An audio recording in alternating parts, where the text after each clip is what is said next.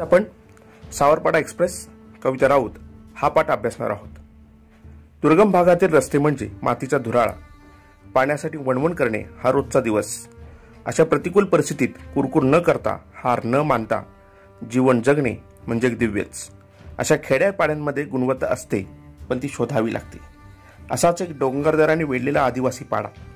पाण्याच्या शोधासाठी तिथे मैलोन्मन भटकंती करावी लागे। त्याच आदिवासी पाड्यावर अनवाणी पायाने चालणारी, लाकूड फाटा गोळा करणारी एक मुलगी, तिने राष्ट्रकुल आणि आशियाई क्रीडा स्पर्धेत भारताचा दबदबा निर्माण केला आणि ऑलिम्पिक स्तरावर झेप घेतली। या आंतरराष्ट्रीय धावपटूचे नाव आहे कविता राऊत आणि त्या पाड्याचे नाव आहे सावरपाडा। हा पाडा नाशिक जिल्ह्यातील त्र्यंबकेश्वर तालुक्यात आहे। कविताचे बालपण निसर्गाच्या सानिध्यात गेले। तिची आजवरची वाटचाल एक दीर्घ साधना बनली आहे। राष्ट्रकुल क्रीडा स्पर्धेत कांस्य आणि आशियाई क्रीडा स्पर्धेत रौप्य व कांस्य अशी पदके कविताने पटकावली। लागोपाठच्या या दोन्ही स्पर्धांमध्ये भारताचे नाव उंच करणारे धावपटू म्हणजेच सावरपाडा एक्सप्रेस कविता राऊत। चीनमधील गुआंगझू इथे झालेल्या आशियाई क्रीडा स्पर्धेत 10 मीटर धावण्यात कविताचे सुवर्ण पदक अवघ्या सेकंदाने हुकले, पण त्या प्रसंगी कविताची समजूत तिच्या आईने काढली। आईच्या शब्दांनी कविताला दिलासा मिळाला। अवघ्या 4थी शिकलेल्या आईच्या समंजस शब्दांनी कविताला आजवर अनेक कठीण प्रसंगी आधार दिला आहे। कष्टप्रद अनुभवामुळे कविताचे पाय कणखर बनले। नाशिक जिल्हास्तरीय शालेय क्रीडा स्पर्धेत कविताने धावण्यात प्रथम क्रमांक मिळवला, पण कविताचे वेगळेपण तिचे वडील रामदास आणि आई सुमित्रा यांना फारशा तीव्रतेने त्यावेळी जाणवले नाही। कविताच्या पायांमधील चमकदार दौड हेरली ती प्रशिक्षक विजेंद्र सिंग यांनी। त्यांनी कविताच्या आईवडिलांची मानसिकता तयार केली आणि तिला नाशिकच्या भोसला मिलिटरी स्कूलच्या मैदानावर तंत्रशुद्ध पद्धतीने धावण्याचे धडे देण्यास सुरुवात केली। बूट घालून धावणे कविताला अवघड वाटायचे, कारण लहानपणापासून अनवाणी धावण्याचीच सवय तिला होती। विजेंद्र सिंग यांनी तिच्याकडून बूट घालून धावण्याचा सराव नियमितपणे करून घेतला। हिऱ्याला पैलू पाडल्यावर त्याचे तेज अधिकच फैलावते, तसे तिच्याबाबत झाले।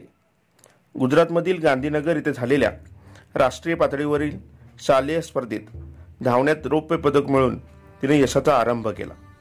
पुढे मग नाशिक येथे सराव आणि हर्सुल येथे शिक्षण अशी कसरत कविता करत होती। कविताची ही ओढाताण पाहून विजेंद्र सिंग यांनी तिला 11वी साठी भोसला मिलिटरी कॉलेजमध्ये प्रवेश मिळवून दिला।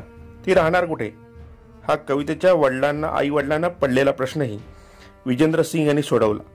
24 ऑक्टोबर 2002 पासून पुढील 5 वर्षे ती त्यांच्याच घरी राहिली। स्वतःचा एक मुलगा आणि एक मुलगी असलेल्या सिंग दाम्पत्याने आपली दुसरी मुलगी म्हणून कविताचा सांभाळ केला। ते धावण्याच्या गतीकडे विजेंद्र सिंग यांनी लक्ष पुरवले आणि त्याची प्रचिती म्हणजेच कविताचे यश। एकापाठोपाठ एक विक्रम तिच्या नावावर झळकू लागले। मुळे हर्सुल सावरपाडा या भागास नवी ओळख मिळाली। आज केवळ राऊत कुटुंबालाच कवितेचा अभिमान वाटतो असे नाही, तर संपूर्ण हर्सुल परिसराची ही भावना आहे। नवी दिल्लीतील राष्ट्रकुल स्पर्धेत कविता जिंकल्याचे जाहीर होताच हर्सुल सावरपाडा येथे जणू काही दिवाळी साजरी झाली होती। स्पर्धेत विजयी झाल्यानंतर कविता आपल्या गावी येणार म्हणून सकाळपासून जो तो स्वागताच्या कामात गुंतला होता। कविताचे कौतुक करण्यासाठी गावोगावचे लोक हजारोंच्या संख्येने उपस्थित झाले होते। लेकीभोवती निर्माण झालेले वलय, तिला सत्कारासाठी घेऊन जाण्यास येणाऱ्या आलिशान गाड्या, पत्रकारांचा गराडा, यामुळे आपली लेक लय मोठी झाले याचे समाधान तिच्या आईच्या डोळ्यांमध्ये सहज वाचता येत होते।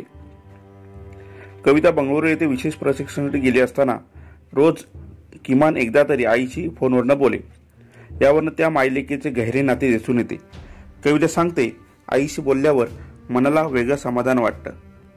दिवसभरात जे झालं ते सर्व मी आईला सांगते। माझ्या त्रासाबद्दल मात्र तिला काही सांगत नाही, कारण ते ऐकून आईला उगीच वाईट वाटत राहतं। कविता हळवी आहे। प्रसिद्धीच्या वलयाने तिच्या स्वभावात काही फरक पडलेला नाही। बाप लेकीच्या नात्यातील विण ही तितकीच गहिरी।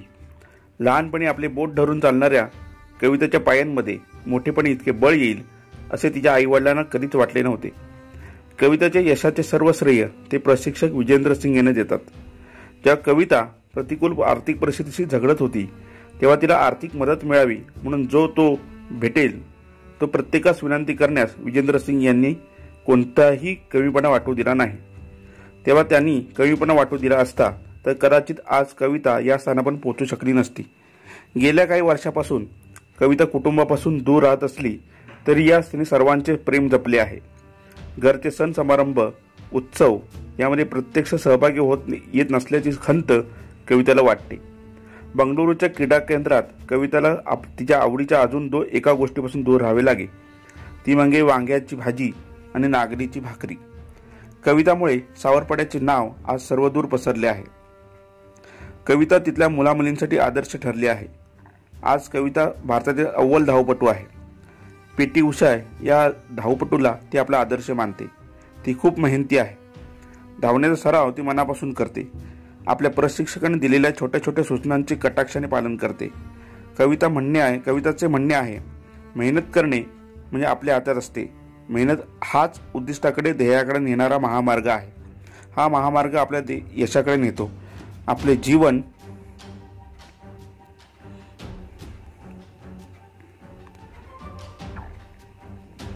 आपणच घडवतो।